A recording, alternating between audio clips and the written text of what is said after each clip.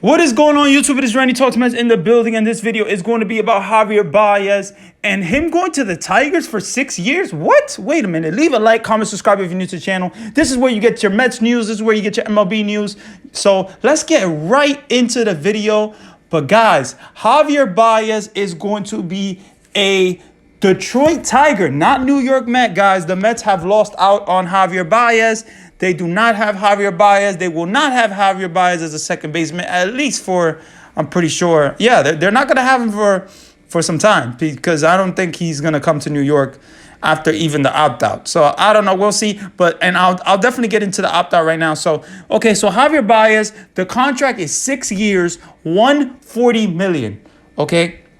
So this is a great deal for the Detroit Tigers. They're getting an elite shortstop. They're getting a great defensive shortstop, a guy that can hit you 31 home runs. You know what I'm saying? Last season, he hit 31 home runs, 87 RBIs, 18 stolen bases, 265. The thing about Javier Baez is you don't just get the power. You get the baseball IQ. You get the smart baseball base running. You get energy. That's what Javier Baez brings to the table. So this is a great deal for the Tigers. You know, the Tigers are definitely rebuilding, and but they have some exciting prospects coming up with Riley Green, and Spencer Tuckerson. So Javier Baez is going to be a Detroit Tiger for 6 years. Apparently, though, he has an opt-out after the second year. So if he basically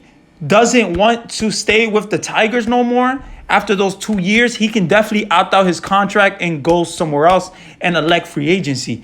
And he will still be at the age of 30. So that's a pretty good deal for Javier Baez, and a pretty smart insurance policy that he did, because after 2 years, if he doesn't like the way the Detroit Tigers organization is going, he is definitely going to leave the organization and opt out and elect free agency, and then somebody else will sign him.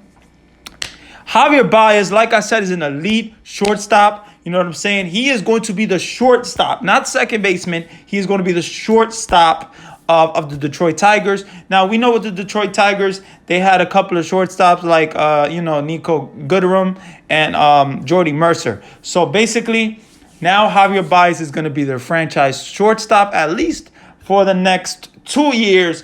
We'll see what happens after those 2 years, but I think it's very, very smart of Javier Baez that he did this insurance policy with the 2 years after the opt-out, because it's very, very smart. It's you're betting on yourself, and also you're betting, basically you're seeing if the team will be successful, because I know Javier Baez wants to win. So I mean, he got his money, right? $140 million, Now, it's not the 10-year, Corey Seager 10-year, the $325 million contract with the freaking Texas Rangers.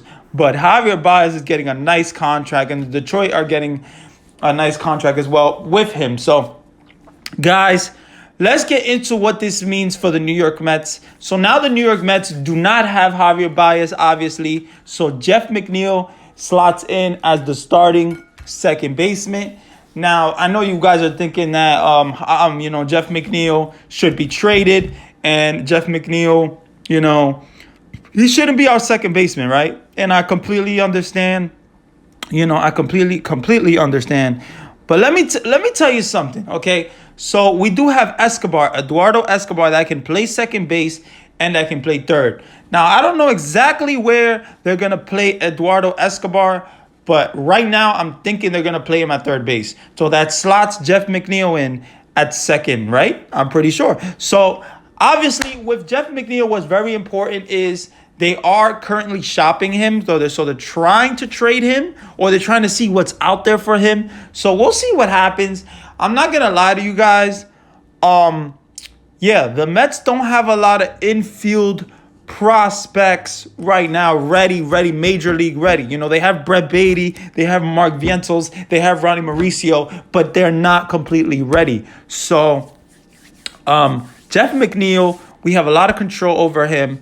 Like I said, he he has been a very successful player, with his batting average. He has hit over 300 in many seasons.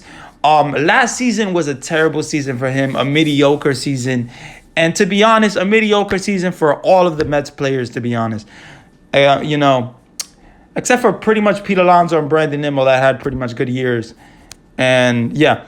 But guys, in general, let's talk about what's next for the Mets.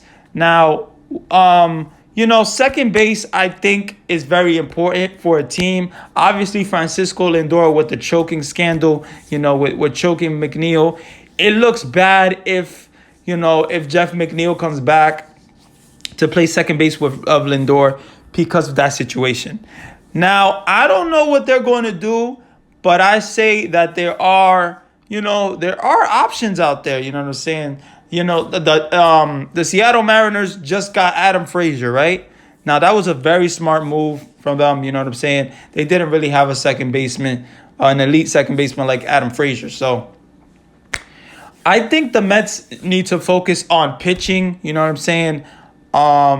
I think the Mets should try to get one more really good pitcher, at least to third. Maybe Marcus Stroman. Maybe trade for someone like Sean Manaea, Carlos Rodon, somebody like that.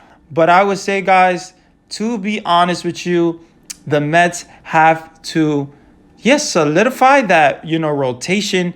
Just one more guy, I feel like, would solidify the rotation because I don't trust Carlos Carrasco and Taijuan Walker as number threes, to be honest. So, yeah, guys, the Mets have a lot to do, a lot of decisions to make. They still have to shore up their bullpen, after losing Aaron Loop and Familia. And, they still have to do a lot of things here. But I know that a lot of Mets fans want Chris Bryant, to come to the Mets. And that is that's going to be a pretty big contract, I'm sure. Chris Bryant is going to want a lot of money. And,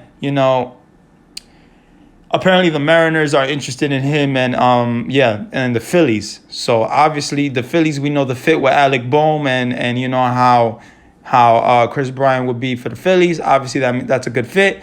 And the Mariners losing Kyle Seager. But clearly, definitely, the Mets have a lot of moves to make. So let's see what happens, guys. But leave a like, comment, subscribe if you're new to the channel. We're on the road to 200. You know what I'm saying? Almost at 170. So let's freaking go. And yeah, have a great day. Enjoy your day and stay blessed.